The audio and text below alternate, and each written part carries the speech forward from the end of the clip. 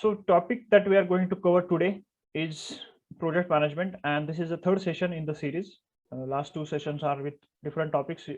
Earlier, the first session was how long? It was Vilaji. How long? It was like 4.5 hours long. Yeah. Yeah, there are few people who are there. It was quite a long session, a lot of topics that we covered, but then I thought of keeping it short. Yeah. If possible, can you arrange your previous session in next couple of week? Yes, I'm planning for that. Because no, all members I seen that there is new in this forum, Yes, so they can grasp everything in Yes. previous session. Yes, I'm planning to repeat the sessions that I covered previously in, of course, a few more weeks. Okay, so coming week might be one of the sessions that I covered in the previous session. Yes, thank you. Just a second. My wife needs something. 1 minute. इतना ही है, बाहर लो. Okay. Great. So project management, as we all know, as a part of Six Sigma initiative or implementation, the first thing that we need to follow, as far as documentation is concerned, is going through a project management, filling project charter and tracker, taking approvals from a management that we are doing this project. It is approved by management. So all the what we say, the cost to implement or the cost to get that project done, all the team members, all the required resources will be approved by management, so that you can go ahead and actually start the data collection, so that the project will go to the next phase. So that is what we do in a project management. But for project management, there are multiple things that one needs to know. If you directly jump to the project management, you will not be able to understand that what are the things that we should know previously as well. Right, so before just jumping on the project management, what I did is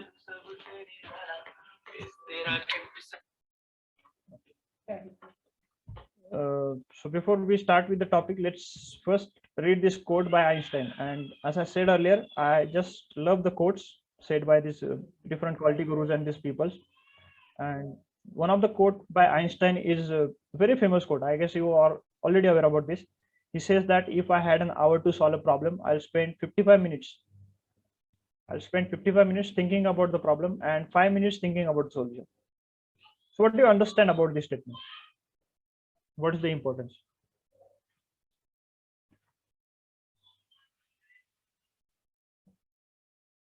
Yes, anyone? Understanding the problem, more trying to focus on analysis part rather than jumping into the conclusion straight away. Okay, not even the analysis part. It is talking about defining a problem. Defining a bit. Right. It's thorough investigation. Problem statement. Yes. Yeah. Problem statement is more important than root cause. If Correct. you clearly identify problem statement in any of project, whether it is improvement project, whether is Lean Six Sigma, Green Belt, Black Belt project, you have to spend by 5W1H technique. This is how to identify problem statement is more important. That statement directly focus on that. Yes. And that is said by none other than Einstein. We all know what kind of inventor he is now. Even today, after hundreds of years of invention of that theory of relativity and all those things, he still no one is still able to challenge him.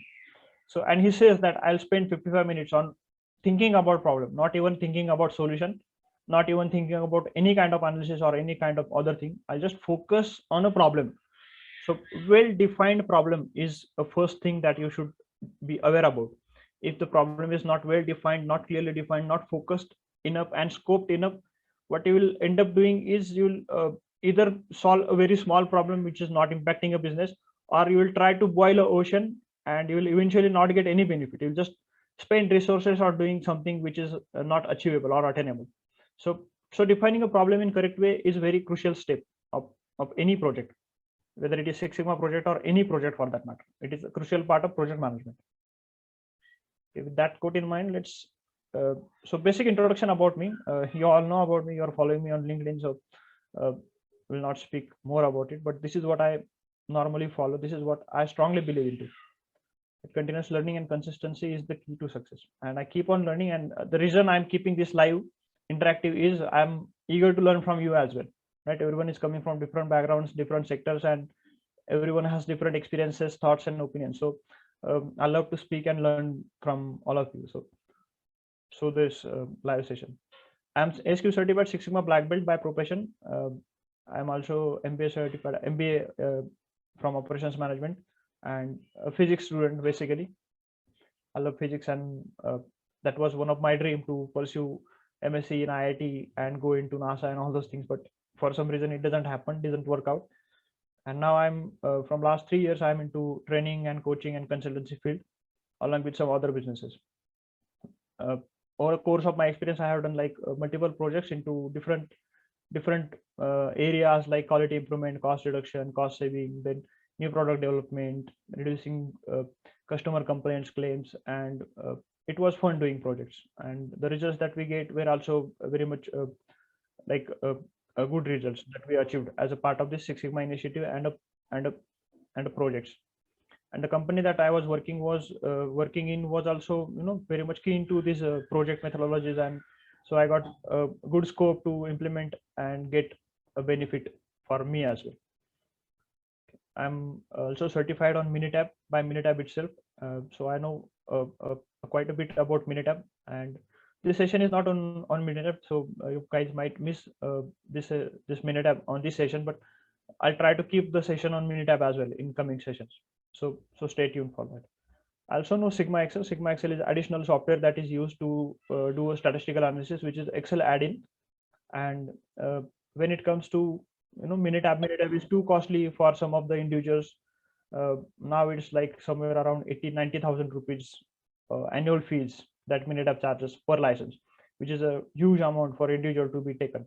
And for that purpose, we also talk about Sigma Excel, which is an the optional software, the other software that you can take if you are not able to take Minitab. It is very cheap. It is like 14,000 rupees lifetime license, which is very cheap, and you can pretty much be able to do all the things that are there in Minitab. So you can just check out about Sigma Excel on Google. Just Google Sigma Excel. You will be able to come. You will be able to know about it. And Excel also, because I don't know how many of you are aware about a data analysis tool pack in Excel, which is built in, and you can do lot of statistical analysis into Excel as well, even without having any knowledge of statistical tools and techniques.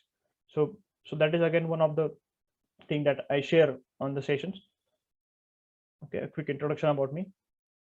And then now let's talk about content, what we are going to cover today. So previously I was thinking about project management, and I was like trying to keep the session on charter and tracker, but then I thought that this is not enough, this is not sufficient. And then I decided to keep one more part, which is talking about project selection, how to even select a project, how to even select a business problem which is impacting. So there are 3 topics that we are going to cover in selection. There's a type of customers, what are the different customer types, as we all know, we'll talk a bit about that. Then how to capture voice of customer, VOC stands for voice of customer, so how to capture that. And then filtering and prioritization of the project or the voice of customers that we have captured. We get like tens of hundreds of voices we get from different customers, so we cannot do project on all those voices, right? So we have to use some filtration criteria, we have to do some prioritization there, so that it can pass on through those prioritization, and then we can take up a project. So we'll talk about that. Then in project management, we'll talk about charter and tracker. We'll take one hypothetical example that will help us in building the charter and tracker. So we'll do that. And then last part, but not the least, we'll talk about career growth. This is what we all want. So how to go with the career growth, how do you achieve career growth, how to get problem solving skills, right? What are the additional skills that you should know as a part of your career growth journey? Without that skill, you will not be able to grow in your career. And of course, consistency and courage. So we'll talk about that part as well once we complete this training content. So let's first talk about first part, that is project selection. And I don't want you to keep on the presentation, so now let's do some interactive work here. Let me share my Word file and let's have some interaction. Okay, I'll ask you some questions and you need to just provide me your thoughts, what do you think about it. we'll first talk about a defined phase, entirely defined phase of Six Sigma implementation, right? There are 5 phases that we all know: define, measure, analyze, improve, and control. The very first phase talks about defining a problem, right? Define phase is nothing but defining a problem, right? So according to you, some of you are like certified and have some knowledge. What do you think is a flow of define phase, or how do you define a problem?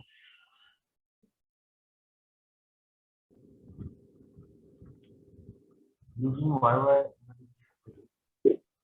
Doing YY. Okay. To define a problem, we can it's mainly use 5W1H technique.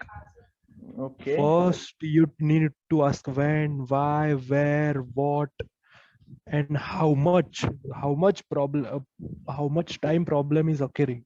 Then you can write a good problem statement. 5W1H technique is a best practice to define a problem statement. How and how much? Even 5W2H is also there. Yes, 5W2H is also there. Hi, you guys. This is Virendra. As you explain, for defining phase, first we need to select the problem. So that can be means through various. If we are means starting, let's say at the defining the process or product improvement, sometimes it start with the getting the voice of customers. From that voice of customer, using various tools that maybe affinity or the tree diagram or something, we can means then filter out the voice of the customer into the smaller list.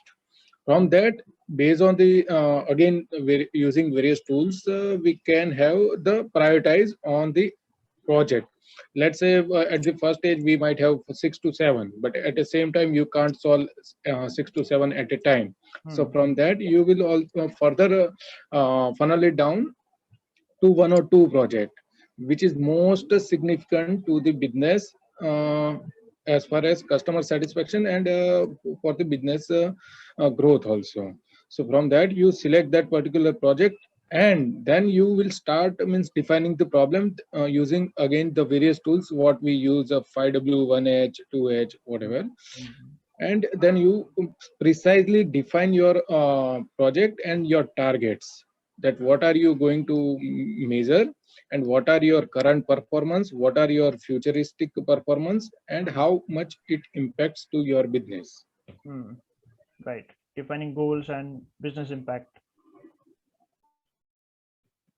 Great summarization. Yes, any other thought? So first thing of define phase is, of course, even before getting voice of customer, there is one more step. What is that?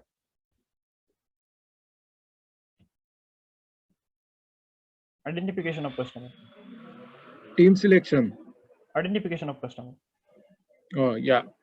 Right? We must know who are our customers. Then only we'll be able to collect the voice from that customers. Right. So logical first step is to identify who are our customers.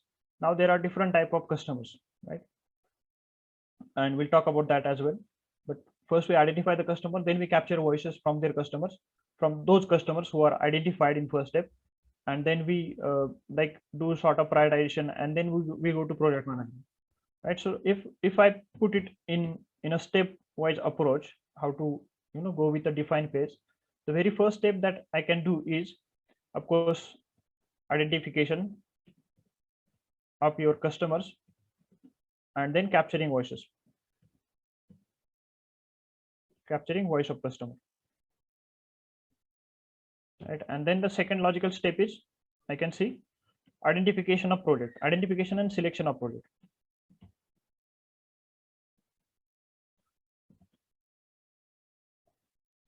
Right. So here I'll collect the voices from the customers, and then based on that, I'll select a project.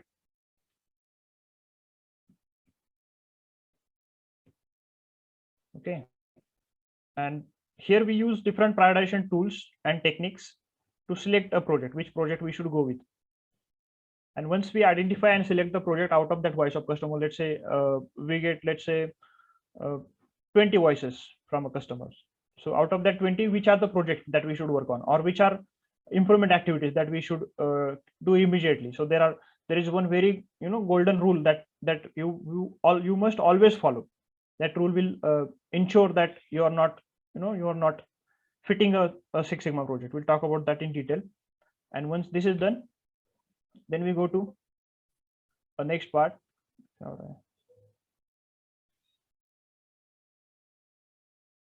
Okay, the third topic is then building a business case.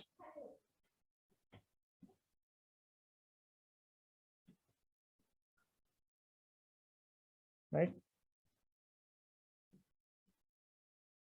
So business case building will help us connecting that voice of customer to voice of business. That why you even want to take this project, what is the need of doing it, and then of course project management. Right, putting it in a simple way, this is how it should go. Project management, there are two things that are there. One is charter, and the second is tracker or a project planner. This is also called as Gantt chart. Right, by most of the project management guys, they also call it as a Gantt chart, project tracker. But for me, tracker is a simple word. So now let's talk about the first topic, that is identification of customer and capturing their voices. So according to you, what are the types of customers? We must first know the types of customers. There are two types, I think. Two types, internal and external. Yes, exactly. Great. Two broad categories, internal and external. Right. And who are the internal customers? The customer which are within the organization. Means, Who will be impacted if anything will be changes, then we can I'd call it as say, a customer. like some sheet metal industry, the child party is manufacturing one line and assembly is taking place in another line. The assembly person will be internal customer to the child part manufacturing division. Okay, so I can say internal departments, functional departments. Yes. Functional departments are your internal customers, right? So maybe your functional departments like quality department, QC, QA department, or you can say maintenance department or operations department or purchase sales department. All of these are your internal customers. We are somehow dealing with those. We are dealing with their requirements, and they have their own problems to be solved. So these are your internal customers, functional departments. We can also say employees. Employees are your internal customers. They have their own demands. They have their own problems to be solved. Okay, what else?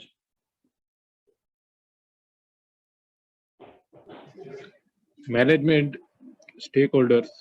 Correct. Management is going to be your internal customer. Right, management has their own goals to be solved, high level goals, high level visions. So we must understand their voice as well. What is their voice? What is their problem? Stakeholders can be internal, can be external, right? Stakeholders, the definition of stakeholder is anyone who is getting Correct. impacted with your project. Okay, so yes, stakeholders. What else? Anyone left? These are, broadly speaking, these are the types of internal customers. These are some of the internal customers, right? Who are the external customers? End users. End users. Right? End user can have a problem. This exercise we are doing just to make you aware about the problems. Can be from any area. The project can be from any area. It is, most of the time we think about end user perspective only. That is not the case of Six Sigma initiative or implementation. You should find out a pain area that is there for each and every customer that you are dealing with, maybe internal or external. So yes, end user is external customer. Who else? Stakeholders. Yeah, stakeholders can be your external customers. I can say shareholders also. Regulators. Regulatory bodies. right? Legal. The user is the customer. Sorry. Product user. The product user. Product user or end user, we can say, right? End user. We also Even intermediate customer also, like in B2B or that kind, means dealer, distributor who are not directly user. dealers, distributors. So they are also your customers, external customers. So you basically deal with these dealers and distributors, and then they deal with end users. So they have their own problems to be solved. Right? Who else? Anyone left? Environment. Contractors, third party, suppliers, Even- vendors, Yeah, supplier. right? Third party suppliers or those people who are dealing with your business externally. So all those are your external customers. And to broaden your Six Sigma horizon, don't just focus on what we end up doing is most of the time we focus on this part, right? यही करते हैं ना, end user perspective only, quality claim only or quality complaint only. That is not the case. In fact, I did a project a few months back, which was internal to a company. It was a management voice. They were struggling with the profit, and we actually get a good profit, but we follow the Six Sigma methodology because we don't know much about that problem. So it is not always end user or quality perspective. It is you can even take a Six Sigma project to improve your profit margin, right? To increase your sales, to increase your customer satisfaction, employee satisfaction, to increase the safety levels, or to meet the regulatory or legal requirements, or to reduce a lead time, all those steps. So it can be implemented everywhere where there is a process. So don't just Yogesh, can be environment can be external and yes, environment is customer? going to be a external customer.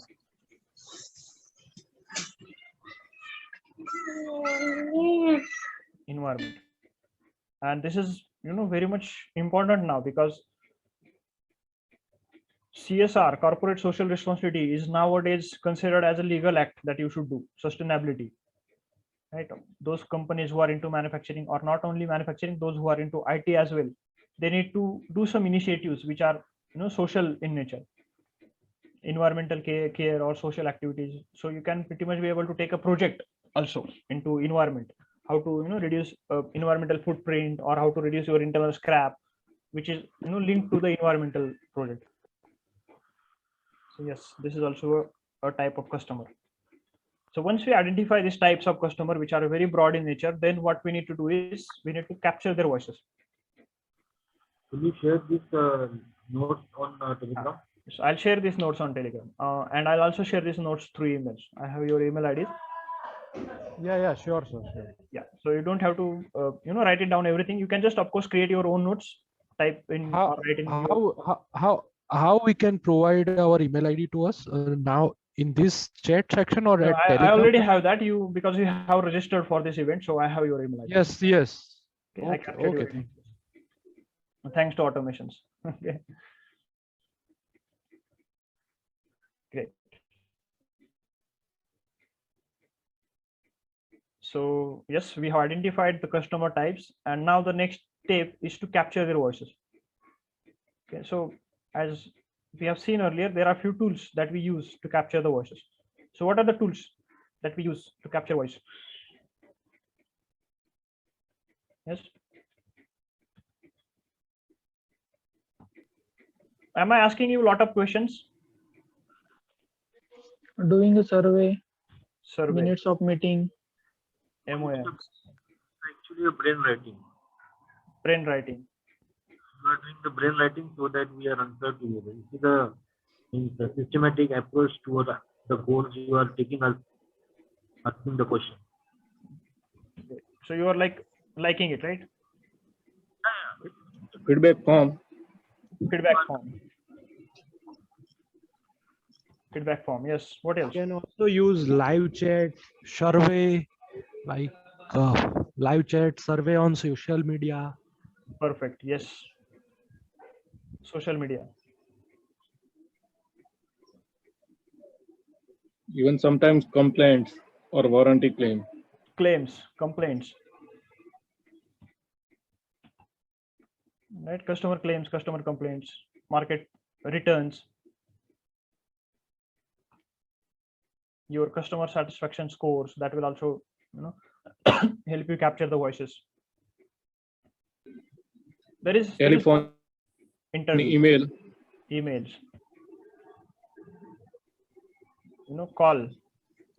calling directly to the customer, telephonic interviews, we can say. There is one more technique, focused group. Focus group is basically allowing multiple customers to sit together and then talk with them. So Yes, someone will lead customer that focus discussion group. and customer focus group. You'll like grab different customers all together and you'll discuss with them what are their needs, what are their feedbacks on the service or product that we are delivering, and based on that you capture their voices and then you summarize it to come up with a problem statement that this is the problem that is faced by most of our customers. Let's do something about it. So very good technique. There is one more technique, one more tool I can say, Kano model. Right, very powerful tool to capture voices. Yes, one more tool, QFD, quality function deployment.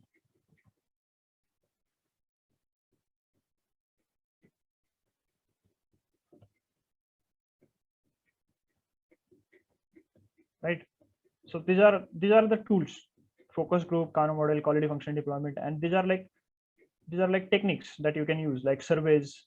So randomly you send surveys via email, or you can just call your customer and ask for their problems that they are facing. Look into your customer claims, records, returns. Go on to social media, see what customers are talking about your product usage, or what are their feedbacks, what are their reviews. Nowadays most of the products are available online through Amazon and Flipkart, and there are hundreds of online platforms to sell the products. So you can just read the reviews, just look at the ratings that are given by the customers, see what they are talking about your products, how is their feedback, and based on that feedback you'll be able to capture the voices, that what is the pain area that they are facing. So various tools, and nowadays it is like very much easy. People are more aware about social media and giving feedback and talking. Earlier it was not the case. Earlier people were shy and they will say that yaar jaane do na, hame problem face hua hai, to what a big deal. So nowadays it is not like that. Customer has become so intolerant that they will quickly switch to a new vendor or new supplier. They have options in their hand, unless and until he is like very much genuine to you and very much loyal to you, then only he'll be keep doing business with you. Otherwise he'll left immediately, because options are there in his hand. Market is open, it is globalized, and everything is available online nowadays, so they can switch even before blinking the eyes. So it is very much important to capture all the voices, all the problems from your customers, and work accordingly, work proactively, not accordingly. So we'll talk about something called as Kano model here in today's session. QFD, I'll keep a separate session on QFD because it will take between one and a half hour. So we'll talk about Kano model first, how to use Kano model, and then we'll proceed with the remaining part. Okay, so how many of you are aware about Kano model?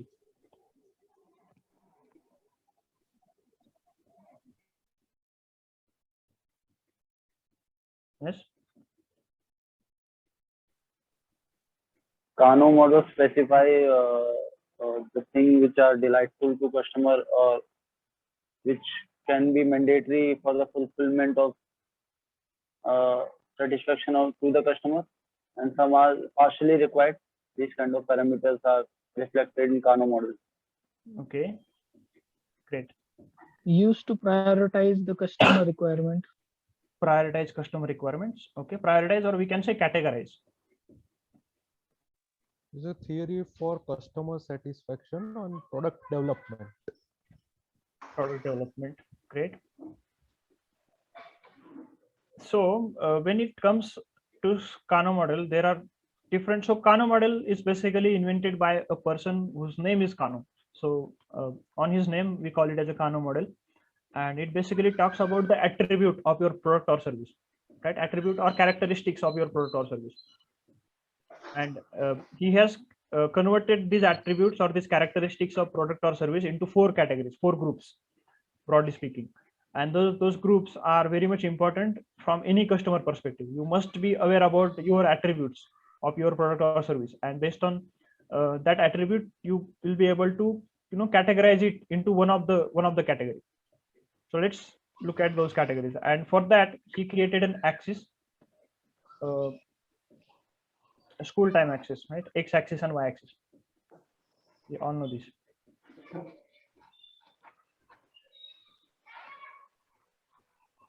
Okay.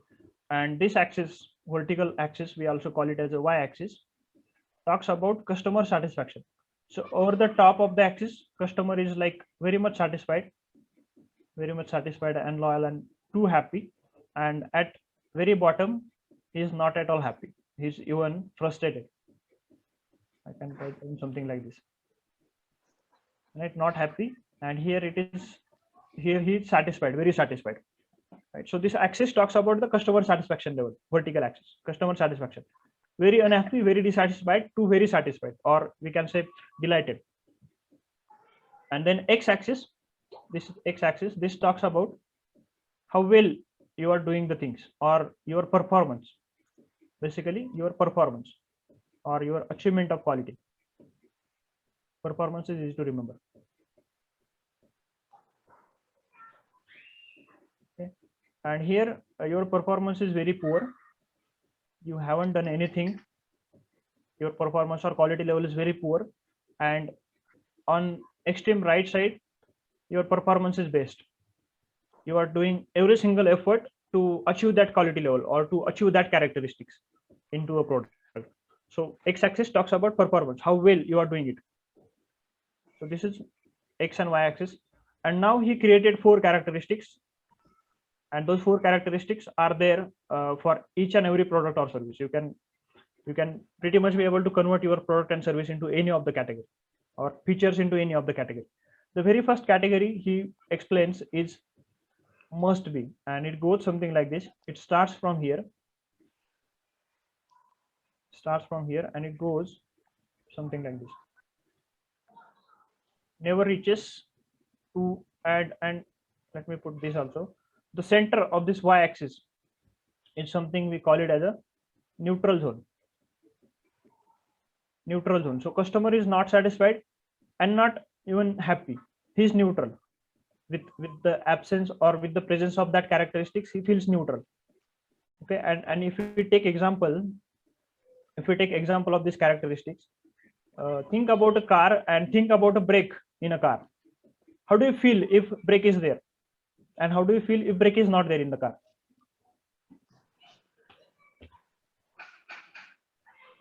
Yes, will you feel more satisfied if brake is there, or you feel neutral? Neutral. And with the absence of brake, We can't even think about to buy a car. so very dissatisfied, right? Yes, You very disappointed. can't buy a car. So yes, is absence of that feature. That this talks about the how well you are doing it, right? How well you are doing it, and this is dissatisfaction. So if that feature is absent, then if you are not doing it, or that is absent, then you are be dissatisfied. Excuse me. But with the presence of that feature, you are not going to get satisfied, but you are not dissatisfied. At least you are neutral. With the brake, you are neutral. That this is expected. ये तो होना ही चाहिए था. And that is the reason this characteristics is called as must be. Must be. Now think about your product and think about these characteristics. Which are the must be or expected characteristics into your product? Think about pain. What is the must be characteristics in pain?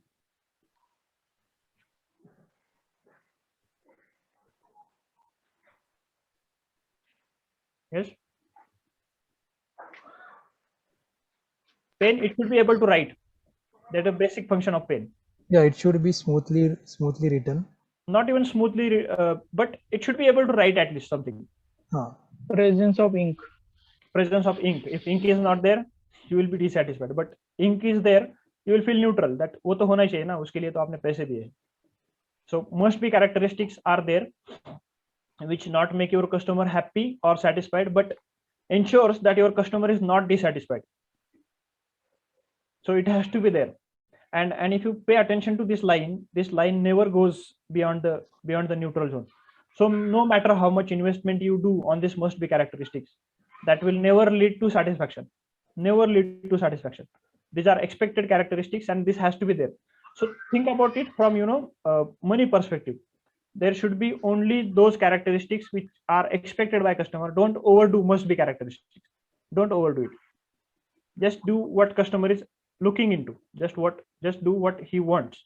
Don't overdo. Otherwise, you will invest the money in something that will not drive customer satisfaction. You are just doing something that will help your customer to not get dissatisfied. So don't overdo these things. Must be characteristics. Just do what customer is expecting from that product. So this is must be. There is second characteristics. Let me change the color of the pen. That goes something like this. Through the center to the top.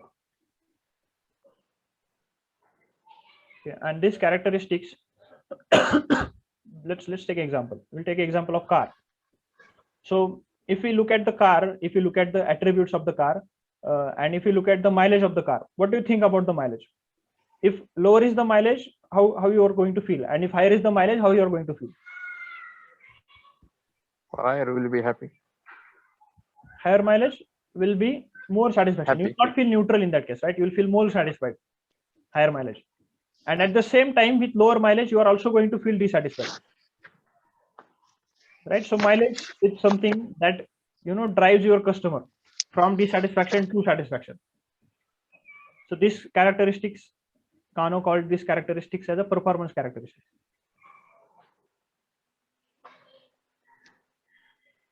Performance. Higher is the performance, higher is the customer satisfaction. Lower is the performance, dissatisfaction will be there. So same characteristics, mileage.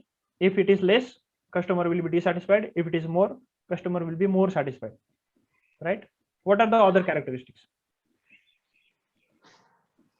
in a car or in a pen? Appearance. Okay, good appearance will lead to more satisfaction. Bad appearance will also lead to a dissatisfaction. But of course, it is subjective. Cost. Great.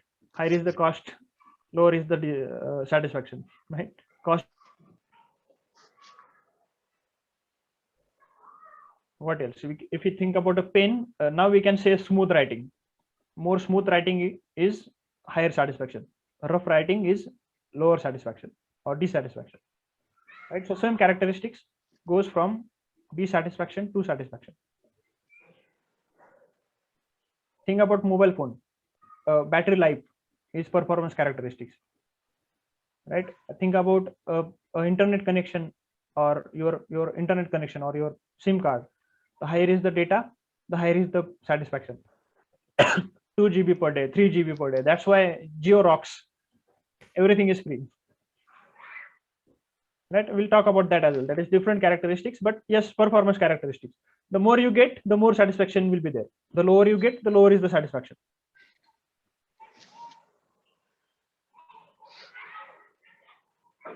Okay, there is third characteristics, which goes something like this.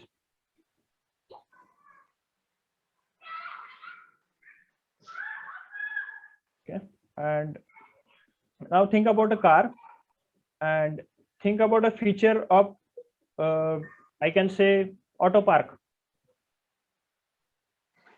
You step out from your car and you click a button on a remote and the car will get parked automatically on its location. How do you feel?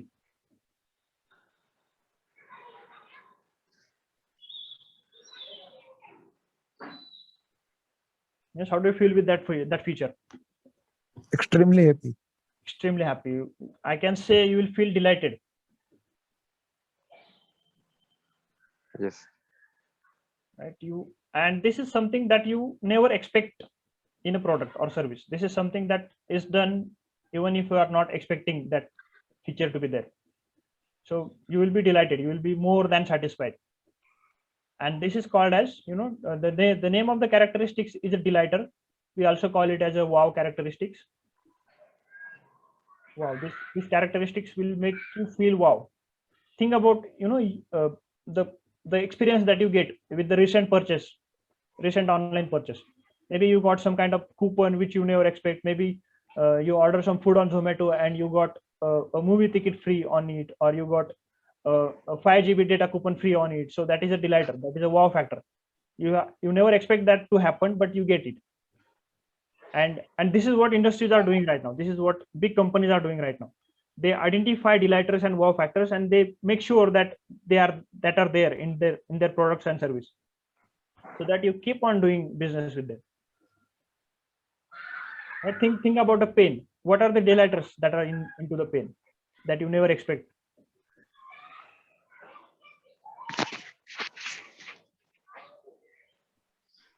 Just ink level marking.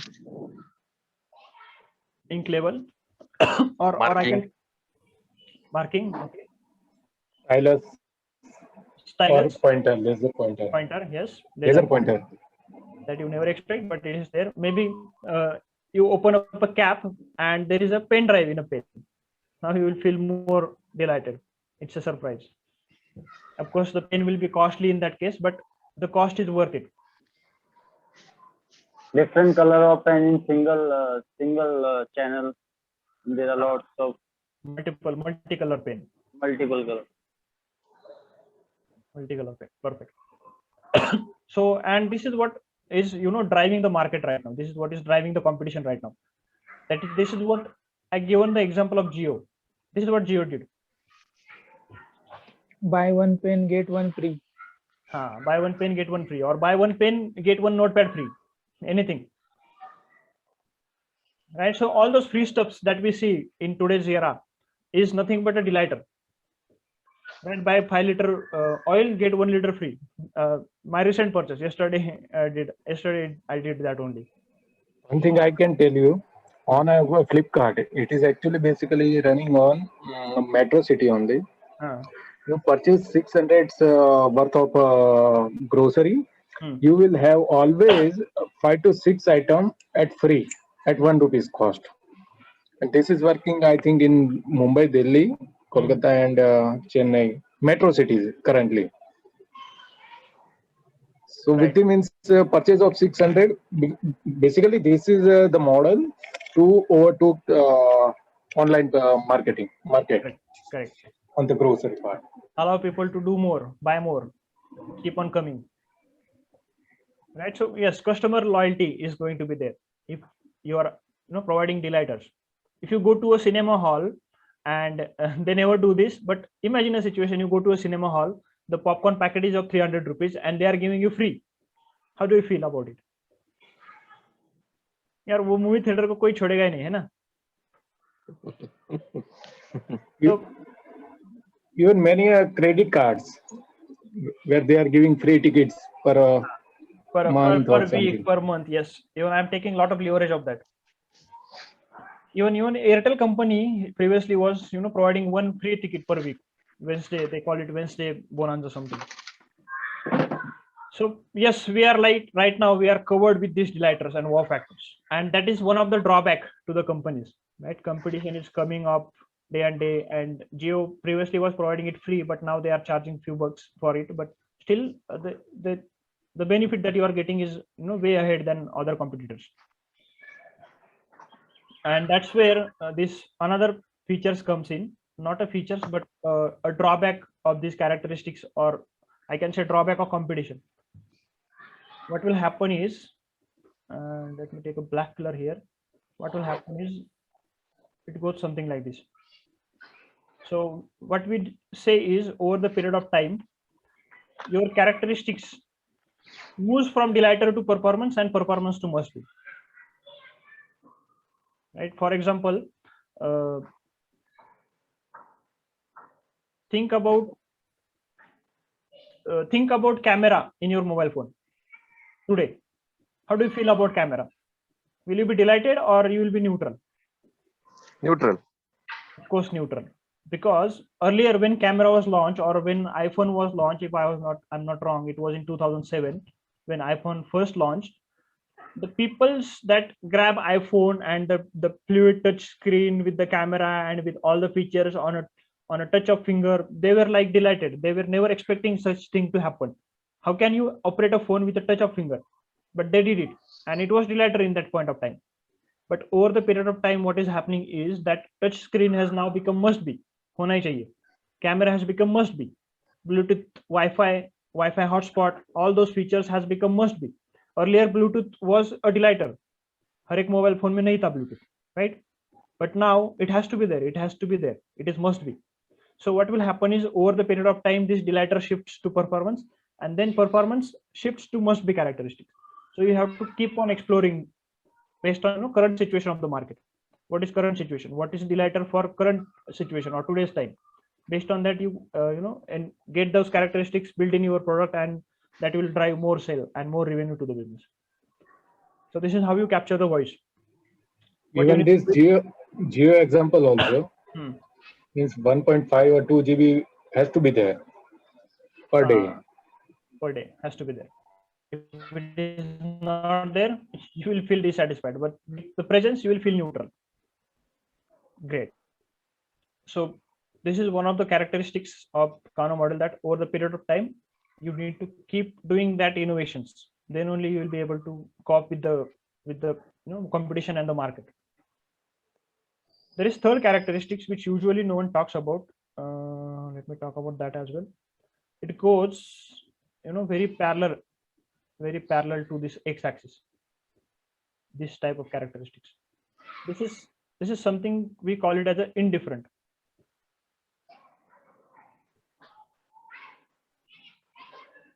Indifferent. For example, if we indifferent characteristics, we say that with the absence or the presence of these characteristics, customer doesn't feel anything. He doesn't feel satisfied and he doesn't feel dissatisfied. He's just neutral. आप कुछ भी कर दो उसमें. He just feels neutral. That doesn't add any value, and we call these characteristics as a money sinker. This is where your money is going into dump or going into crap. Don't do anything that is of indifferent characteristics. For example, if we take an example of car, how does it make a difference? How does it make a difference to external user or the driver of the car or the owner of the car, that if the internal wiring is of X diameter or Y diameter, or X color or Y color, or blue color or red color? How does it make any difference? Or how does it make a difference if you are going into restaurant, eating a food, and that restaurant is procuring a food from supplier A or B? Will it ever make a difference on customer perspective? Of course not, unless and until it is not affecting the quality. If both the suppliers are of same quality, then you probably select a supplier which is of low cost, because it is indifferent. Your customer has nothing to do with that.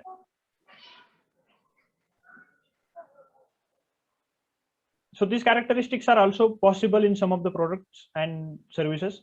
So you better to know these characteristics and take it out, because it is not adding any value from customer perspective. We call this as a elimination of non-value added characteristics. Clear?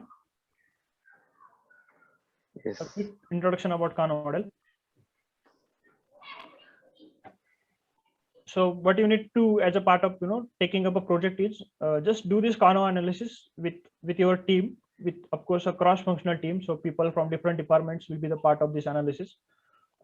Maybe people from customer sales department, or those who are dealing with customers, end users, and your design departments. So take all of them on a place or in a meeting and try to understand your characteristics and try to categorize them into these groups.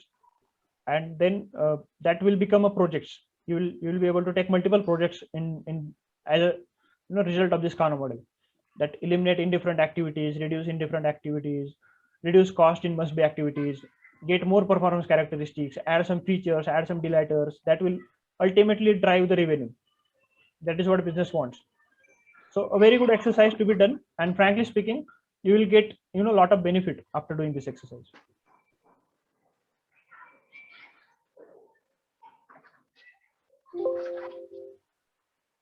All right, so I'll share this as well with you, so you don't have to, if you did a sketch, then that is good. Otherwise, I'll share this.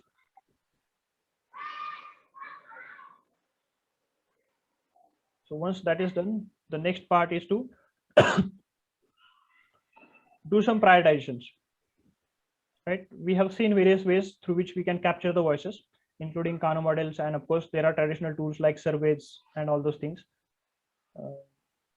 So if you're doing something with the annotation, we can see that as well. It is open to all, so better to use a pen and paper.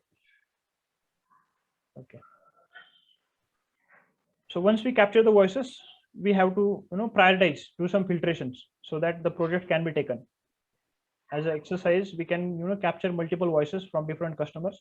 It can be from your employees, it can be from your management. Right? Management can have a excuse me, still some cough. Management can have different voices, like what are the voices of management?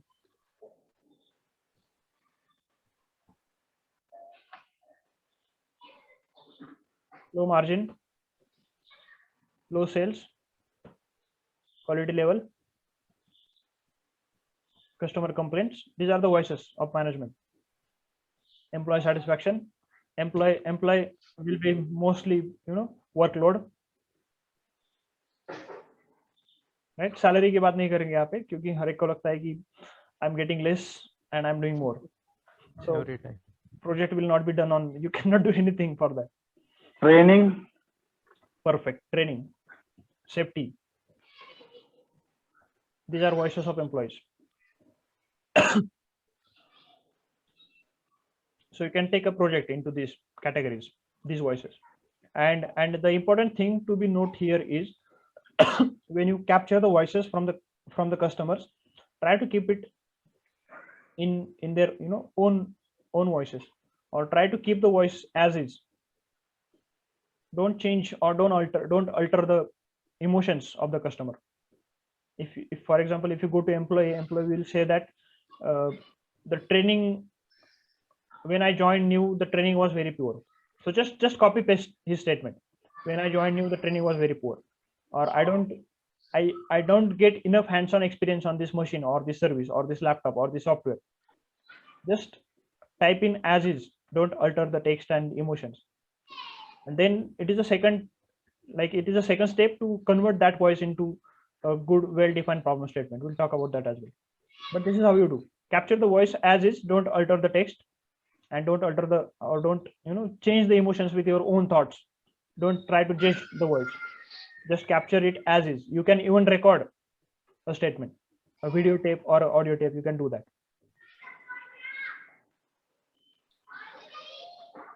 Yeah. And once this is done, identification and selection is what we do second. So for that, there is one more tool, not exactly a tool, but a method that I usually use.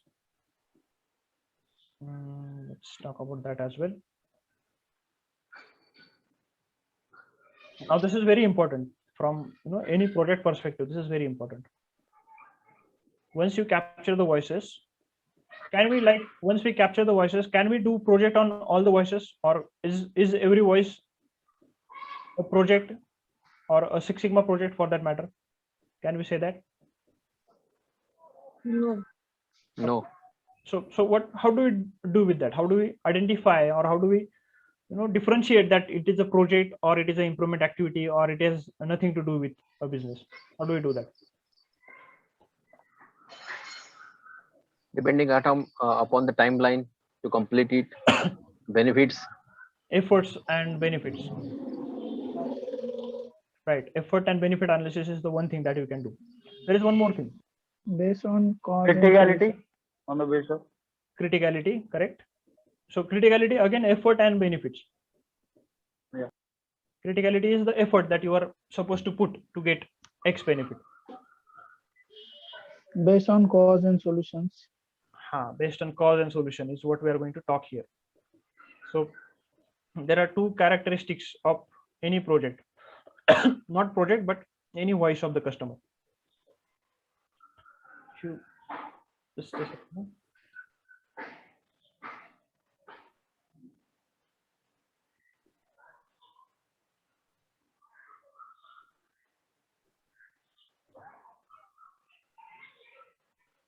Okay, so it is based on root cause and solution. Root cause and solution. So in any situation, you will be able to find out that that voice is in one of this category. Root cause is known or unknown, and solution, I can say, is known and unknown. Root cause known, unknown, and solution known, unknown. So what will you do if you find out a voice of a customer, if you capture a voice of a customer, and you know the root cause and you know the solution? This very first type. Is it a Six Sigma project? No. No. What should we do? No. We'll directly implement those things which are known. We know the solution. Just do it. By brainstorming. You don't have to even do a brainstorming, because आपको root cause भी पता है और solution भी पता है. Just do it. Just implement it. Just implement the solution, because you know the root cause also.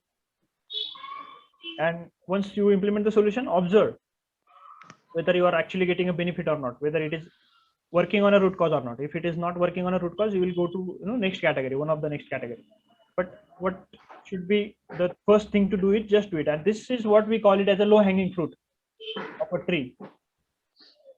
If you imagine a tree, low hanging fruits, or even the fruits that are on the ground,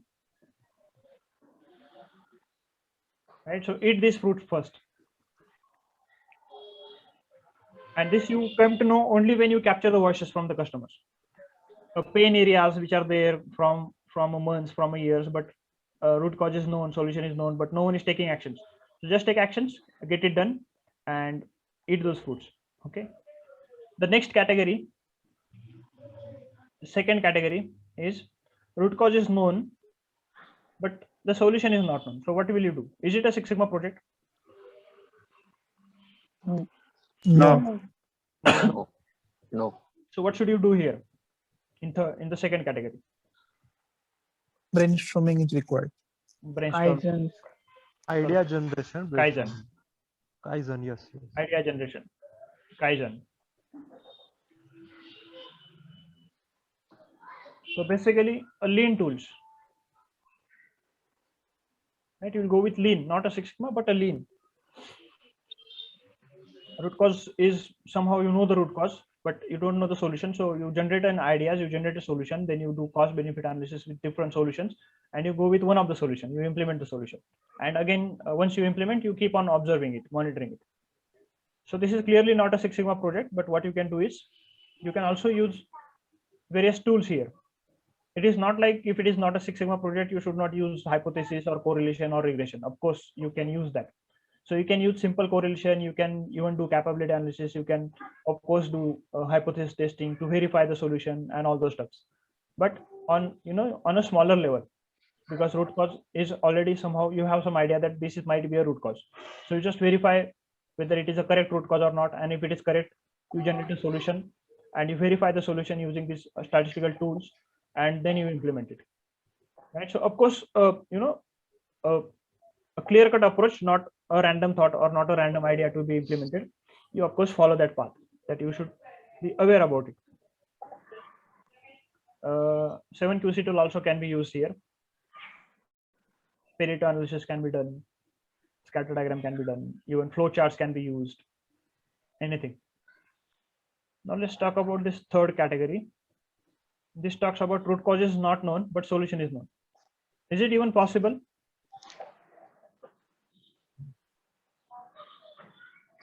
No. Yes. Root cause is not known. You don't have any idea about root cause, but you know the solution. No, it's not feasible. That is not possible. Anyone? Is it Yeah, possible? It's just like hit and trial.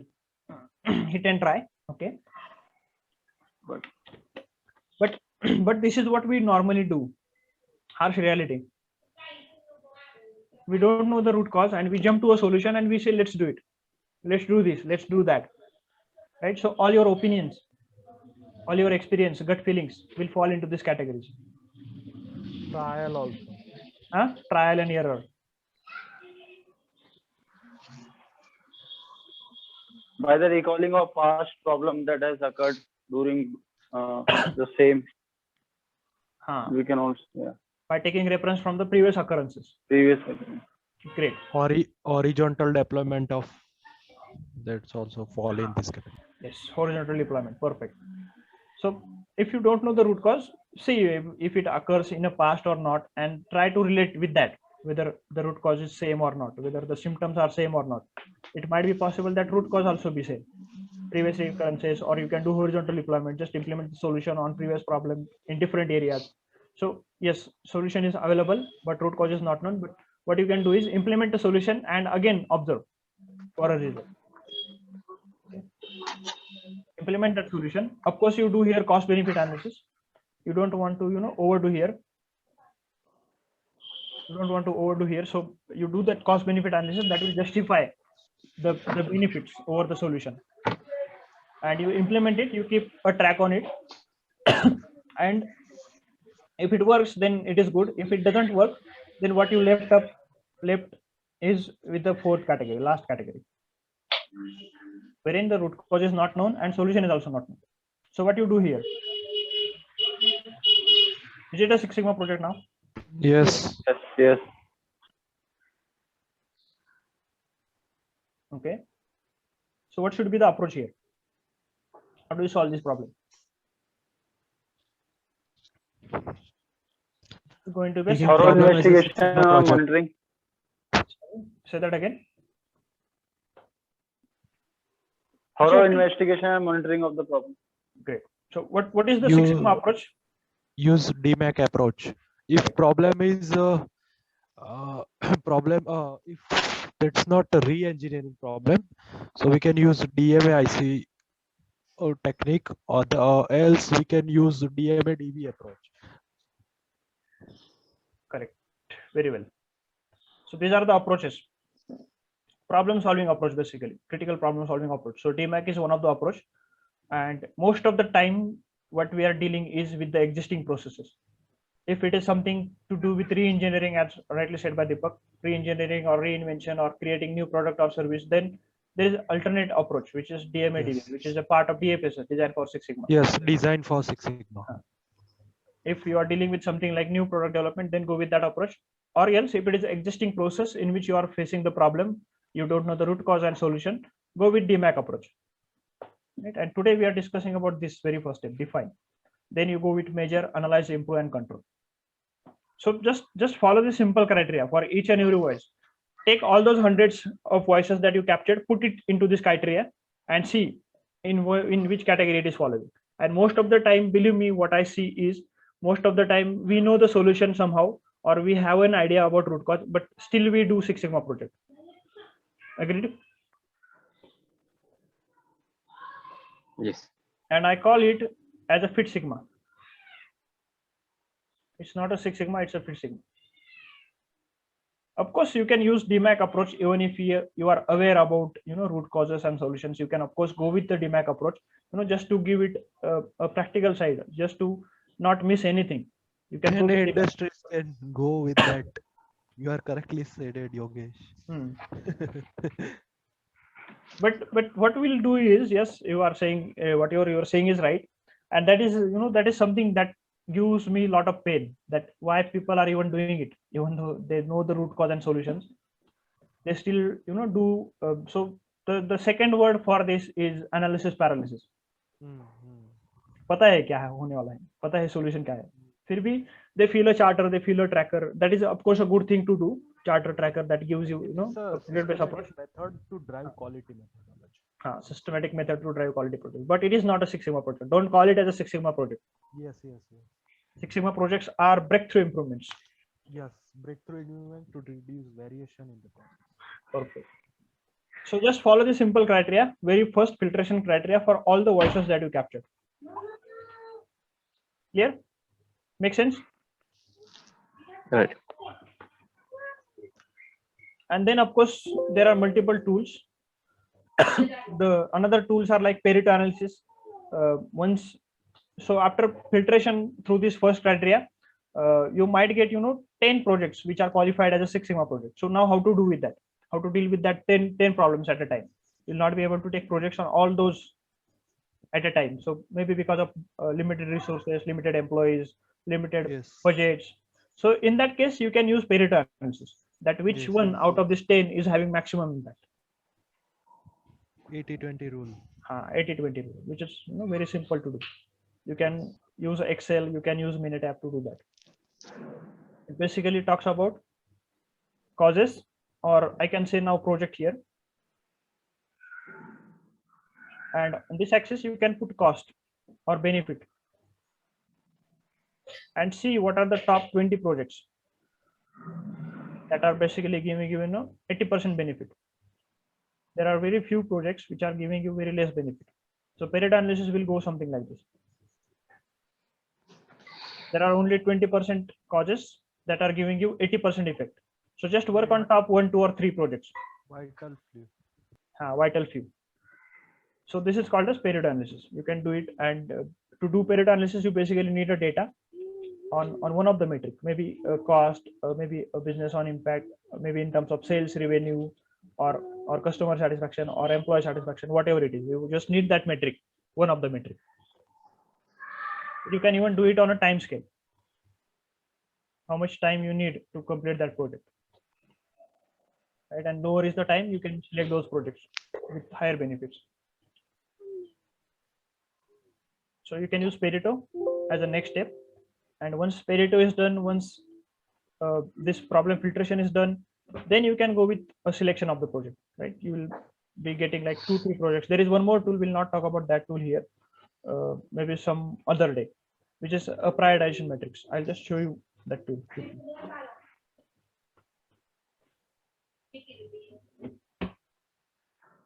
This is the tool, prioritization matrix, wherein you identify all the projects, which are of course qualified Six Sigma projects, not an improvement activities.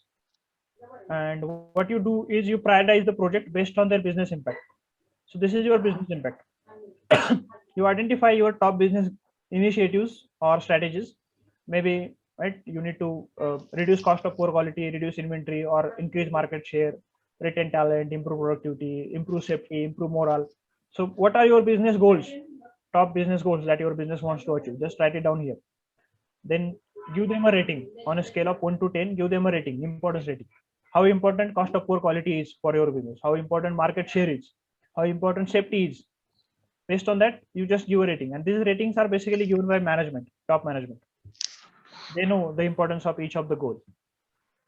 And then you identify the projects, you put it on this column, and then you give association score for each of the project. And the score that we follow is 0, 1, 3, and 9 only. No any intermediate value, no any in between value. Only 0, 1, 3, or 9. Right here 0 means basically no impact. Excuse me. 0 means no impact at all, and 9 means very high impact. And I can say 1 is low impact, and 3 is moderate impact. No, low, moderate, and high. So this will help you in selecting a clear-cut winner. So reduced attrition rate has a 3 impact on cost of poor quality. So 3. And this 3 is impact of this attrition rate on cost of poor quality. And the impact of attrition rate on retention talent is 9. Very high impact. And then you take a weighted average. Excuse me. Then you take a weighted average, which is just some product of these two scores, some product. Multiplication of 6 and 3, 6 and 3 is 10 and 3, and then addition. So a simple formula, some product, and you just select the 2 arrays. You will get a score. and likewise you will do the scoring for all the project, and this is again done by a top management, or this can be done by a cross functional team or different department owners or functional heads, and then you can take an average.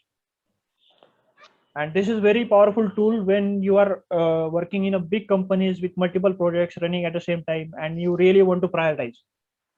You really want to prioritize for next 1 year or next 3 years, that what should be the next goal of action, what should be the next project that we should work on. Yogesh, one doubt I was having. Hmm. Can I interrupt? Yeah, sure, go ahead. Above you have written importance rating 1 to 10. This is a management rating 6, 6, 10, 8. This can come from 1 to 10.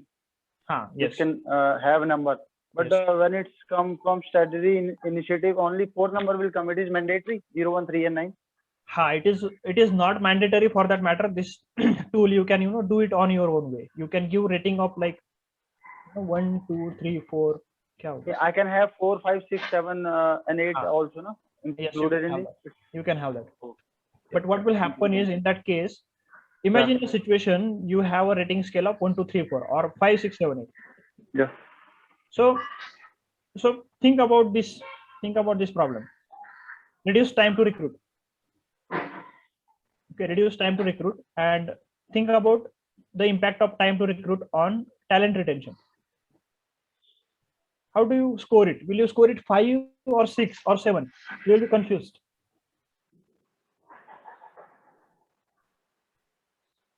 Right? आपको confusion होगा 5 2 या 6 2. So just to avoid that confusion, just to set a clear cut winner, we give that scoring 0, 1, 3 or 9.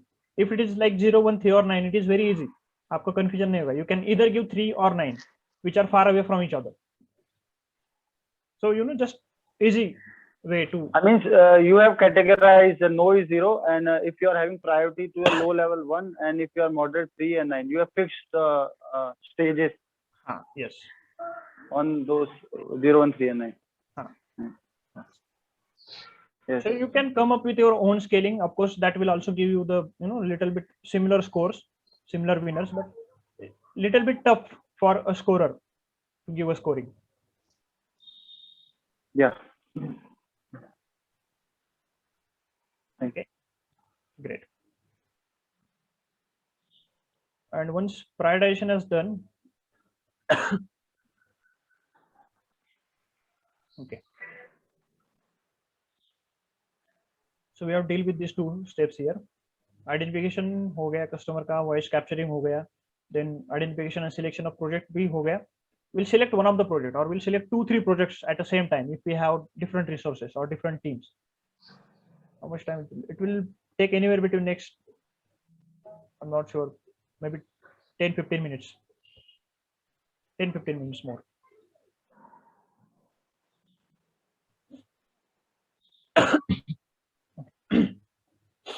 Now let's talk about. Now we'll directly go to project charter and tracker. This is what I guess you are here for.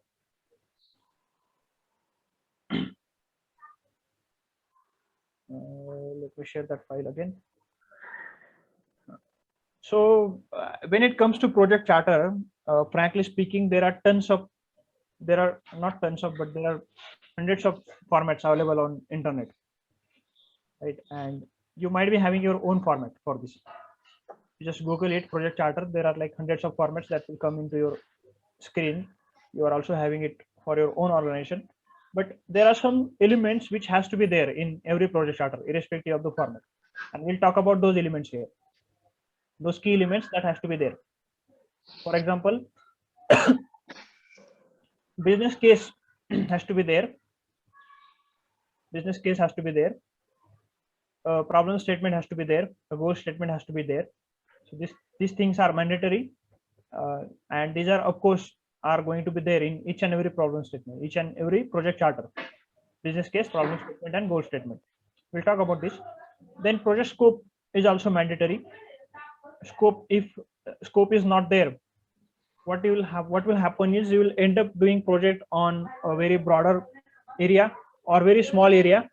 You are either trying to boil the ocean or solving a problem which is very, very small in nature, not give you much more benefit. So scoping has to be done, has to be there For that purpose, you use SIPOC, something called as a tool that will help you identify the scope of the project. The two things that you identified are the start point and end point of the project, and what is in scope and what is out of the scope. Now, when it comes to financial benefit, most of the people agree on this or not agree on this, that you should come up with the savings. But for me, this is what business is looking for. Right? Each project is approved based on its financial savings and benefits. Agreed? Some of the people, some of the black belts or green belts get scared, and they say that even don't come up with financial savings and benefits. Let's be it. Don't come up with the savings. So that even if we are not able to achieve that savings, no one will blame us. No one will blame us or shoot us. But instead of doing that, because we all know that we are dealing with some critical problem, and if we solve that problem, we must get some financial benefits that a business really wants. And based on that financial benefits or savings, business will approve the project or a charter. So it is, for me, it is like a must to have. You should come up with the savings and benefits. And when you come up with the savings and benefits, you also need to come up with implementation cost, that how much should be the implementation cost that you require. Now, you will not be able to judge this very much precisely, but you just need to have some idea. And in this case, you can just go with the worst case situation, worst case scenario. For example, if you are working on one project, which is, scope is like on one machine in which you are getting a lot of scrap or defects. So worst case scenario can be to change that machine entirely. That is worst case scenario. And you can just put that cost as the implementation cost. That in worst case, what we need to do is we need to change this equipment entirely, or one of the critical component of the equipment, and just put that cost along with, the cost of manpower, the cost of scrap, trial, the pilot run cost, all those costs. You just have to take some rough idea and put that cost. And if you are coming up with these two costs, the assumptions have to be there. And assumptions are basically talking about, this is where you can, save your skin. Come up with the assumptions. These are basically external factors which impact your business, not business but project. Yogesh, I have a query on the implementation cost. Yeah, go ahead. Hello. Yeah, when we begin with the project charter, yeah, we can definitely say expected saving or benefit with the target or goal statement from. But about implementation cost, it is very much difficult. Like you said, that change into the machine or particular component, unless and until we know the, let's say, cause or something, a solution for that particular matter, it is very difficult to calculate implementation cost at the project charter. So how can you just briefly means some example means, can you explain that how it can be means done? What I used to do was, we imagine, that is what I said, we imagine a worst case. Worst case, kya ho sakta hai maximum, and then we go with that cost as an implementation cost. Of course, that is again, a judgment, not actual. And you basically that's also tentative implementation cost. It's plus or minus, right? Yes, plus and minus, because in a project charter, in a define phase, you really don't know anything about solution or a root cause. Exactly.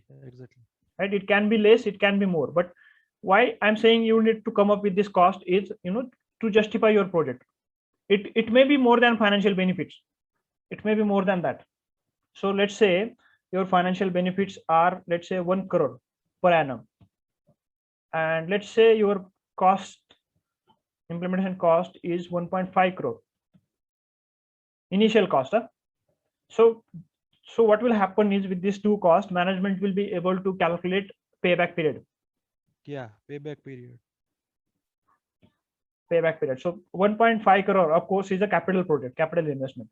So you have to take approvals from the management, and payback period will be, like in this case, it will be a year or something,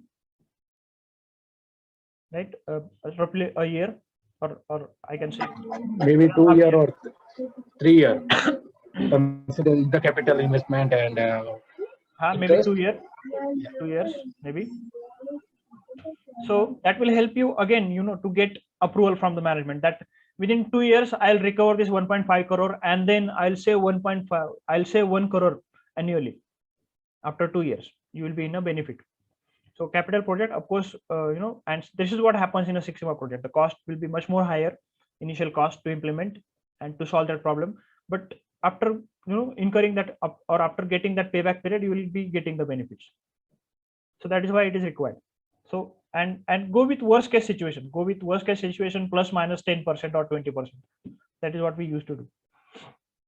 And of course, have some flexibility. Talk to your management that I need some flexibility here, that it may go beyond what we are putting here, or it may be very much less than what we are putting here. It can be on both sides. Just give them a clear-cut understanding about it, because just tell them that we don't know anything about the root cause yet, but they will not pay attention much to this cost, frankly speaking. What they will pay attention to is this one. Kitna benefit ho raha hai after 1 year or 2 years. And of course the business case. Right, business case will do to that justify your project.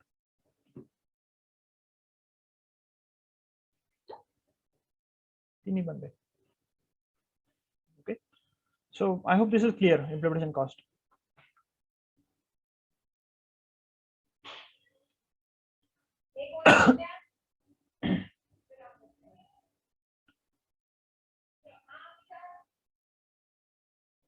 This link, so we have to all interact. What is this link, Shrikant? I don't know.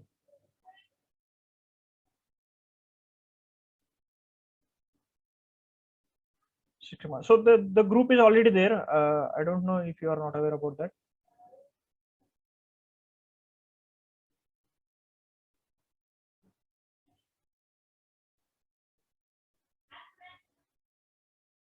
Just a second. Something has happened here. Okay. So now we'll talk something about project charter quickly, and then project tracker, and then we may continue this topic on next week as well, if you guys want.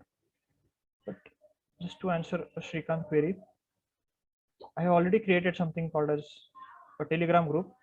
Telegram, because it is a matter of privacy. No one wants to see everyone's mobile number, so Telegram hides that. So I prefer Telegram. Okay, so just join the Telegram community. It is everyone is there, so we can have an interaction. Great. Thanks, Naval, for sharing that.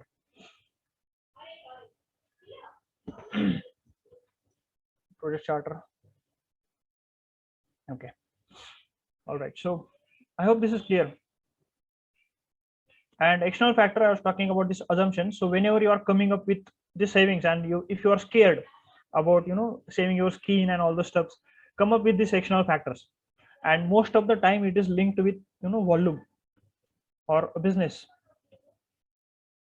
that you are doing right now. For example, if you are coming up with 1 crore savings, and let's say your goal statement is to increase sales, not a sales, but a goal statement is to reduce defect, let's say from 10% to let's say 5% or 4%.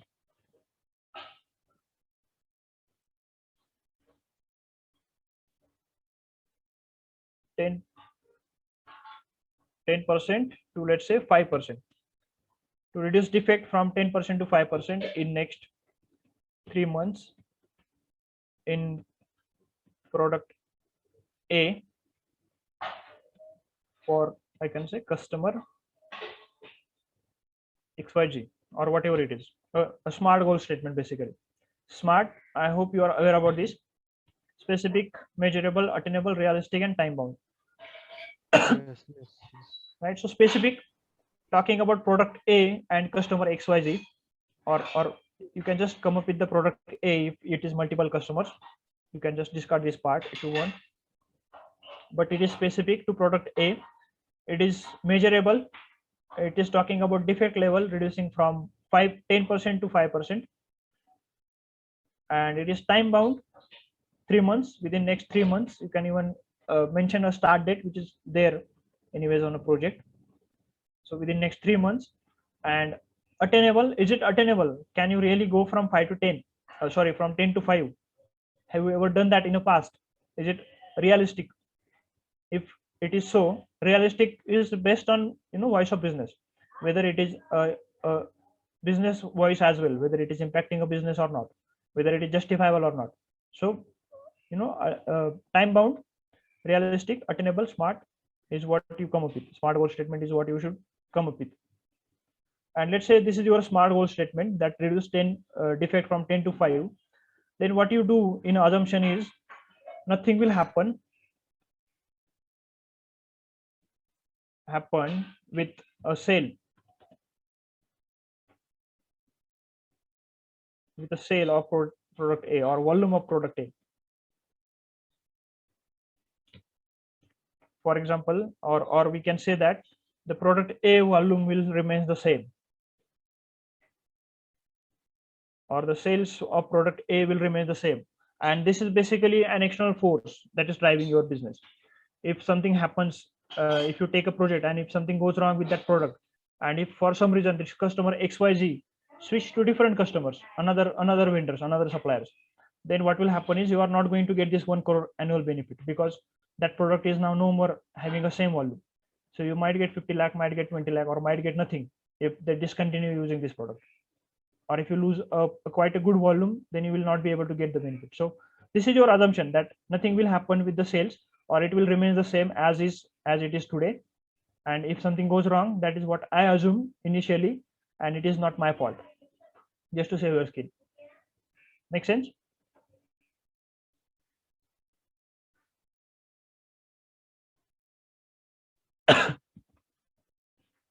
Everyone? Yes. Great. And then of course measures of success. So here we can just identify what are different measures that will ensure that your project is succeed. For example, defect. Here we are talking about defect. Your target is 5%. You can also come up with minimum kitna hona chahiye. You can say 7% is what I should at least get. Then you can also link another measures that will ensure that your project succeed. In this case, maybe your internal scrap, right? Or maybe your customer satisfaction. Right now it is maybe 80%. You need to take it to 90%. Minimum at least 85 to hona chahiye. So this way you'll identify measures of success, and these are basically those factors, those success or those measures that will ensure that your project is succeed.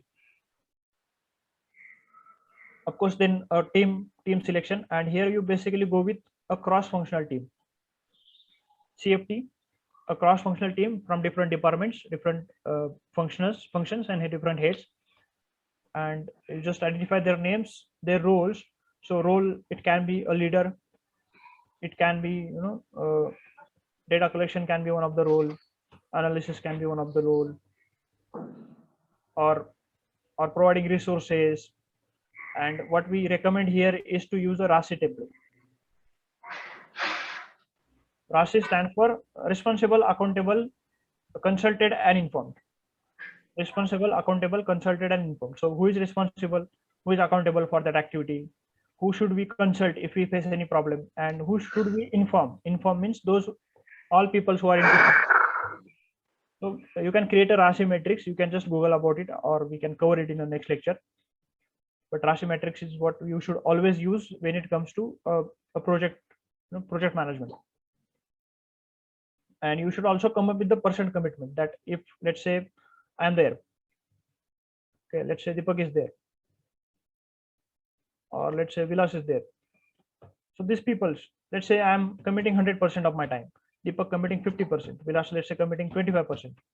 So this commitment has to be there, that he should commit 25% of his routine time in a month or in a day or in a week to this project. And this will help you, take approval from their department owners, their department heads, that I want the commitment from you that you will allocate 25% of this person's time on this project. right? Very helpful. You should come up with this commitment. Otherwise, you'll not get people on time, and that will delay the project. How to coordinate that, Yogesh, in our monthly project meeting? This you will identify at the initial step. While defining a project, you will identify the commitment that is required, and this will be done by a leader and management, that how much commitment you should or you want in a future from this person. And once that commitment is given, and you basically have a review. This we call it as a key review or milestone review or phase gate review.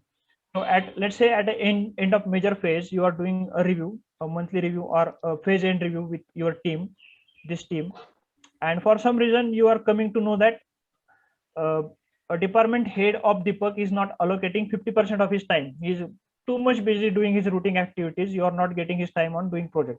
So just highlight that point in a meeting and let everyone know that I need commitment from this person and my project is getting delayed. Okay. Okay. Of course, you identify critical stakeholders, those people who are getting impacted. Those may be your employees, right? Maybe your external vendors, suppliers, just to make sure that they are aware about this project. And then you come up with milestones. What is the start date? What is the completion date? How many actual days are taken? What is the target days you should complete the defined phase or major phase? Right? The timeline will be something like 1 week. Then I can say 3 to 4 weeks for a major phase.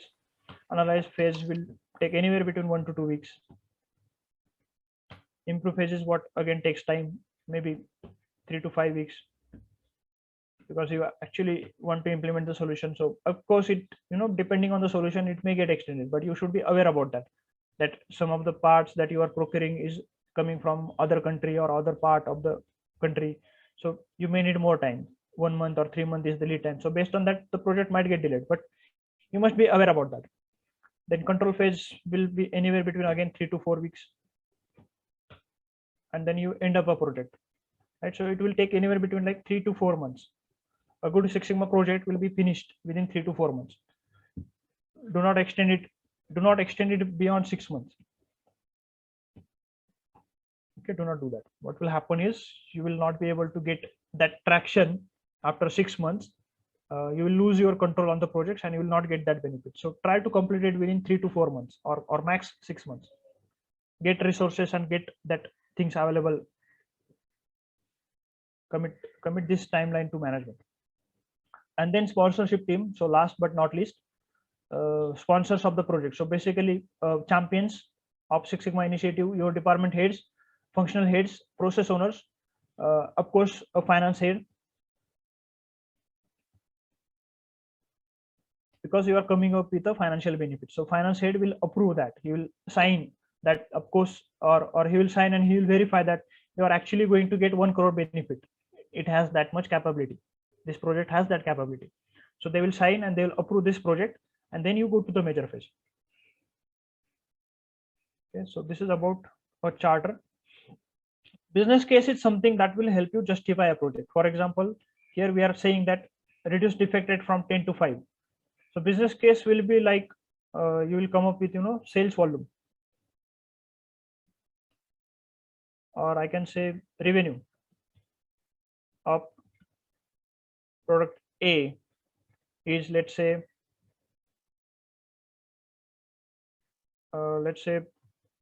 I can say, so you just have to come up with real numbers here, 1 crore per annum, and you can also come up with something called as percent share. Portfolio analysis is basically what you do. Percent share of this product A is, let's say 50% out of all your products, which is a huge contributor of all your revenue. So you must think about product A that will justify your project. You can also come up with so you basically find out 2 things here. One is positive and the second is negative. So what will happen if you do this project, and what will happen if you do not do this project? If you do not do this project, you may lose the customer because he is really facing this problem. Defect level is too high and customer is most of the time talking about this defect level. If you do not do the project, he will go to the competitor. You will lose a business. That is a negative statement. that you also should write. And the positive statement is, if you do a project, you will going to get 1 crore rupees benefit annually, and this product has a margin of so percent with the contribution of 50% in overall sale, which is a good indicator. So business case, basically driving force to justify a project. And problem statement, we of course use something called as, we already discussed about this, 5W2H. Right, once the voices from the customers are captured, you go with 5W2H, that what is the problem, where it happens, why it happens, how it happens, and how much. Basically convert that voice into numbers. Okay, we'll probably take one more session on this problem statement topic, maybe next week. Okay, and once this is done, once this project charter is filled, you will go to project tracker, also called as Gantt chart. And like a project charter, there are again hundreds of templates available on internet, or even in Microsoft also. If you just search, you just give a search here, see the Gantt chart is already there. There are multiple Gantt charts which are available in Microsoft Excel as well. But what I used to do is, I like to keep it simple. So I create something like this, the pages, different pages, and you can of course come up with the activities that you are doing into each of the phase. For example, measure phase, let's say data collection. Okay, analyze phase, let's say hypothesis testing and design of experiment, and all those activities. You can just write it down, key activities. And what is the start date and end date for each of the activity? You can just highlight it with your own colors. So blue stands for planned, green stands for actual. You can identify red as delayed. Very easy for a one slide view of your project, whether it is on track or delayed. If it is red, it means it is delayed. It has to be completed by 3rd April, but it is not completed. So it make it completed here. So I can see that it is delayed by 1 week. Now this activity is planned for these 3 days. And if it goes something like this, that means my project is getting delayed for some reason. It's very easy to use. You can just create your own color coding, but at a glance, you'll be able to see whether your project is on track or delayed, or do you need any additional resources or not. And these are basically your start date and end date of the project. And then you can add intermediate date based on a weekly review or 15 days review or 1 month review. Here, project charter and tracker.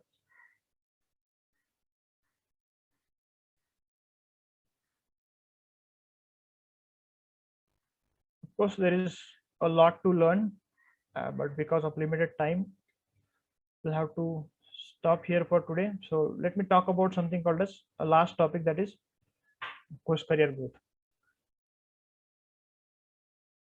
Right, we all know we are into a challenging situation right now. If we know something better than other, then only we'll be able to survive. Otherwise, competition is full of people. I can say full of skill and talented people. So we must have that edge over others, so that we can shine and keep growing in our career. And there are multiple ways through which you can actually do that. One of the way that I followed, and I recommend everyone to do that, is to get the skill of problem solving. And believe me or not, if you are following McKinsey is a global leader in management consultancy. They have done a very good report. They have done a very good analysis of thousands of peoples and industries, and they have come up with this this outcome, that problem solving skill, critical thinking skill, statistical skill is a key for people to grow. If you really want to grow, this skill you should know. And that is not saying, that is not me saying, it is McKinsey saying. Okay, even if you're following me, or if you're following Ankur Warikoo on LinkedIn, he's also talking about the same thing. He's one of the key investor, a good speaker, and along with LinkedIn, they did a survey of thousands of Indian peoples. They have also come up with the same sort of analysis, that problem solving skill should be one of the skill that you should learn in today's era if you really want to grow. So yes, problem solving skill is what you should learn. Along with that, there are other skills too. So let me talk about that. So, but why should you even think about this? Why should you learn these skills? What do you think?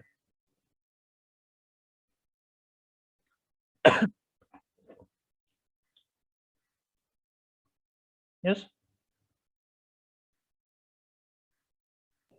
Problem solving skills क्यों सीखनी चाहिए?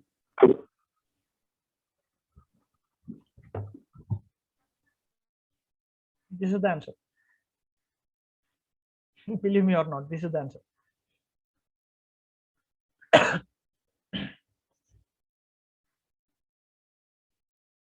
Saurabh has shared something, but I'll have to look at it.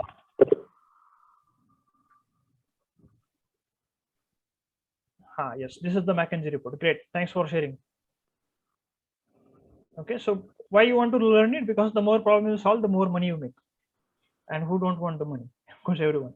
Of course, we should not think money oriented, but the end goal is similar to that. Of course, growth, satisfaction, family life, relationship, happiness, all these things will be there. But the more problem you solve, the more money you will make. So for that purpose, we should learn this problem solving techniques. And one of the way to solve the problem is Lean Six Sigma way.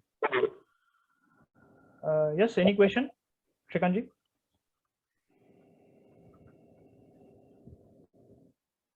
So the Six Sigma way is nothing but a DMAC way, right? We are somehow aware about it. So we define a problem in very practical way that we have seen some of the glance of that in today's lecture, but there is a lot to cover yet in a define phase itself. So once we define a problem in correct way, we go to measure phase. We measure around all the variables. Then we go to analyze phase. We analyze the root cause. Then we improve, implement a solution, and we control and sustain the solution. So this is something we call it as a continual improvement. We achieve a breakthrough improvement, we sustain, we achieve again, we sustain, achieve again, and we keep on doing this. Right? A breakthrough improvement followed by sustenance. So new baseline will be there, again breakthrough improvement followed by sustenance, and we keep on doing it. So this is something called as continual improvement, which is nothing but a Six Sigma initiatives or Lean Six Sigma projects. So there are two options to do this. Option one is how to achieve these problem solving skills. Option one is do self-study, join my weekly lectures which are available. Of course, you can use YouTube for that. Today's era, we call it as an information overloaded era. We all are aware about that. Everything is with the click of Google, right? Just even you don't have to type, you can speak with Google, ask a question, and it will provide you tons of information, which may be right, which may be not wrong. You don't know. So self-study, explore the internet, do self-study, do trial and errors, try to figure it out by your own ways. You all, of course, have to do a practice of these tools on practical side, implementation part, and keep doing this. One day you will achieve the skill. The second option which I provide is join me as a Six Sigma Mastery, in a Six Sigma Mastery as a participant to learn these skills in detail. What I'll do is I'll keep it 100% practical. I don't like to teach theory. Today's part is, I don't know how many of you feel today's part was theoretical. Have you feel that? No. No. Okay. So but when it comes to hypothesis testing and correlation and regression, it is quite theoretical. Normal distribution. There also I'll try to keep it practical. There are some practical examples, practical ways to explain those concepts in detail so that you will understand the basics. Once the basics is clear, no one will be able to challenge you regarding that particular concept or topic. So I'll try to keep it practical and very simple in nature, and I'll also provide you guidance on the project, 100% execution guidance on the project. And if you are serious about the Six Sigma stuff, and if you are serious about getting it from a keen university or keen organization or body, what I recommend is ASQ, right? Because I'm having ASQ certification. This is what is globally recognized, not mandatory and not required for everyone to do with ASQ or go with ASQ. Of course, there are multiple. There is Indian Statistical Institute, and there are another as well. You can of course go with them, but ASQ is what, when it comes to quality of certificate, ASQ are a global leaders. They have their own BOKs. Everyone is copying them right now. Everyone is copying ASQ nonetheless. and they have different pattern of take the exams, open book exams, but you cannot take questions with you. You need to understand basics to in order to answer the questions. Very tough exam. Passing rate, I guess it's 65% only. 65-70% people only get passed through the exam in first attempt. Even I was failed in my first attempt, to be frank. I cleared in the second attempt. I know what mistakes I did, and I tell all those mistakes as a part of this program. And this is easiest and fastest way. And along with that, as we all know that only problem solving skill is not important. What important is another soft skills. So I have some bonuses to offer all of you. The number one bonus is as I have run this poll, I know that all of you 70-80% people are here from LinkedIn. You know me from LinkedIn, and that is the power of LinkedIn. Today's word, we say that LinkedIn is where business is. Everyone, every top CEO that you can imagine is there on the LinkedIn, not on Facebook, not on Twitter, of course on Twitter, not on Facebook, not on Instagram, but on LinkedIn. LinkedIn is the number one professional network building platform today, and it is growing like nothing. LinkedIn is where Facebook was few years back, but LinkedIn is very keen on professional network, professionalism. You can keep on following people you love, keep on following companies you love, and you can eventually join those companies, but you must know some basics, how to leverage LinkedIn. So there is a LinkedIn masterclass that is provided by one of my mentor. So I'll give you free access to that class that will help you optimize your profile, help you create a good quality content on LinkedIn, help you take advantage to leverage LinkedIn to get your dream job, to get noticed and to get hired in a better positions. So this is very powerful tool, LinkedIn, that I usually use a lot, and you should use it to get advantage. So I'll tell you, not me, my mentor will tell you how to take advantage of LinkedIn. So there is a LinkedIn masterclass which is available to all of you as a free if you enroll with me in this certification. Second bonus is a Skillshare. Skillshare is a number one website right now for when it comes to getting different skills or soft skills basically. There is a leadership skill course, there is a communication skill course, it is a self-paced recorded course, and there are tens of more courses which are available, and you will get 6 months free access to all the courses as a part of this program. 6 months free access to all the courses, so you can learn communication skill, you can learn leadership skill, and you can learn any other skill that if you want as a part of this program. That is bonus number 2. Bonus number 3 is you will get access to one of the best course on time management, very vital element of career growth. And this is how I also manage my time. I did that course, I found it very valuable, and I'll offer that course to all of you for free, and of course a lifetime access. Right, so these are 3 bonuses that I want to offer you, and that is the end of today's session. So what is the next step is, if you want to join, I am starting my next batch of black belt probably from next week.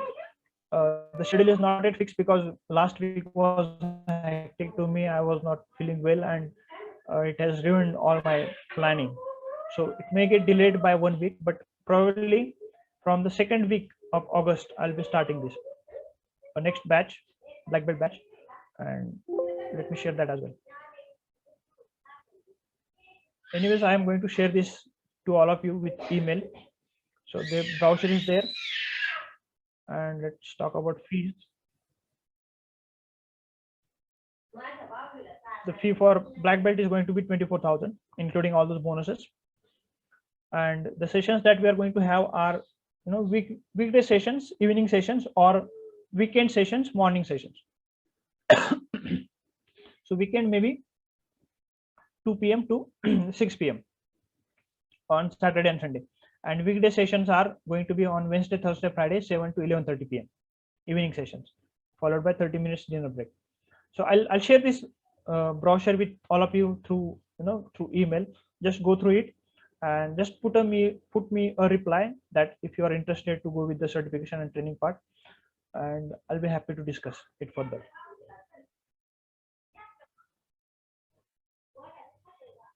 And what you can do else is, you are already there on LinkedIn, you are already there in the community, Telegram community as well. Just follow me and stay tuned for next lectures. If you are not right now, if you are not prepared to go for this program, 6 Sigma Black Belt program,